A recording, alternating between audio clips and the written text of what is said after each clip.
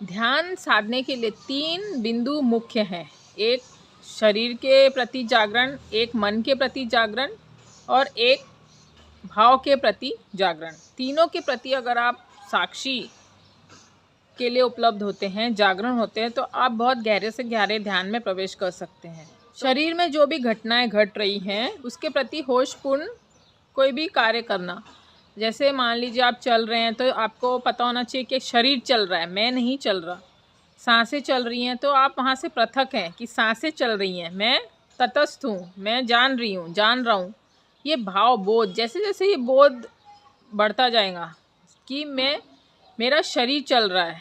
जैसे चलते वक्त हाथ हिलते हैं, पूरा बॉडी का एक स्ट्रक्चर आगे पीछे चलने के लिए क्रिया में आ जाता है, तो उसके प्रति बोध, जागरण कि मैं शरीर नहीं हूँ, मात्र बोध हूँ। जैसे जैसे ये संगतता होती है तो आप शरीर के साक्षी हो जाते हैं और शरीर से थोड़ा सा पीछे हट जाते हैं। फिर सेकंड स्टेप आती है मन। मन के तल पे बोध करना है जो भी मन में विचार चल रहे हैं। 3 महीने शरीर के तल के लिए, फिर नेक्स्ट 3 मंथ मन के तल पर, कि मन में जो भी अच्छा बुरा विचार चल रहा है उसके प्रति मैं साक्षी रहूँगी या रहूँगा। जो भी विचार आता है मैं उसमें तटस्थ भाव से अवेयर होकर इनको जानूँगा। एक विचार आया, चला गया, लेट गो, जाने दें। फिर दूसरा आया, फिर उस विचार को जाने दें। अगर विचार के आने और जाने को होशपूर्ण हम देख लेते हैं तो हमारे मन के तल पर एक दूरी बन जाती है। अब होशपूर्ण मतलब कोई जजमेंट पास नहीं करना है, कोई निर्णय नहीं देना, कोई भी जजमेंट पास नहीं करना, कोई भी निर्णय नहीं देना। अगर मान लीजिए कोई एक अच्छा विचार आता है तो आप बहुत प्रफुल्लित हो जाएंगे, बहुत एक्साइटेड हो जाएंगे, वाह ऐसा हो गया। किसी सुंदर फूल को आपने देखा तो बहुत एक्साइटेड हो जाएंगे कि यार कितना सुंदर फूल, ये हमने एक जजमेंट पास कर दिया। सुंदरता को महसूस कर सकते थे वो हम चूक गए। अगर मान लीजिए कोई नेगेटिव विचार आया, हम एकदम से दुखी हो जाएंगे, हमारा वो भाव क्रिएट हो गया कि यार ये कितना बुरा विचार, या कोई भी नेगेटिव भाव क्रिएट हो गया उस विचार के प्रति। तो ये हो गया निर्णय देना। तो बिना निर्णय किए कोई अच्छा विचार आता है या कोई बुरा विचार आता है उसको आने दे, मात्र सजग रहे कि मेरा कोई लेना देना नहीं, मैं मन नहीं हूँ, हमें ये भाव से अलिप्त होना है। जैसे जैसे आप 3 महीने मन के तल पे प्रैक्टिस करते हैं तो धीरे धीरे आप मन से एक दूरी बनने लगती हैं। जैसे शरीर के तल पे, मन के तल पे एक सजगता क्रिएट होती है तो आपके 60-70 परेशानियां गायब हो जाएंगी। क्योंकि जितनी भी शारीरिक बीमारी आती है वो हमारे मन के कारण ही आती है। मन में हजारों बेफिजूल की बातें चल रही हैं जिनका हमारे रियल लाइफ में कोई भी लेना देना नहीं।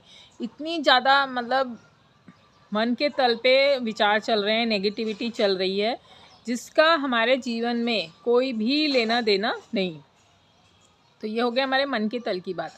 फिर तीसरा आता है हृदय के तल की बात। ये बहुत सूक्ष्म है, मतलब एक समय हम शरीर पे भी जाग सकते हैं, सेकेंड हम मन के तल पे भी एक समय जाग सकते हैं, लेकिन हृदय तल पे जागना थोड़ा सा सूक्ष्म हो गया, बहुत गहरी सूक्ष्म दृष्टि होना।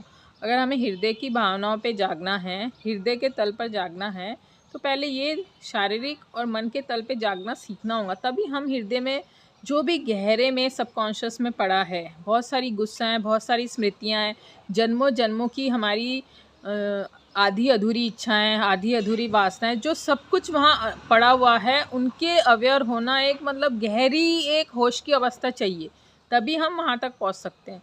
फिर ये तो हो गई जो स्टोर है, लेकिन जो इस जन्म में हम कर रहे हैं वो भी वहाँ जाके स्टोर हो रही है।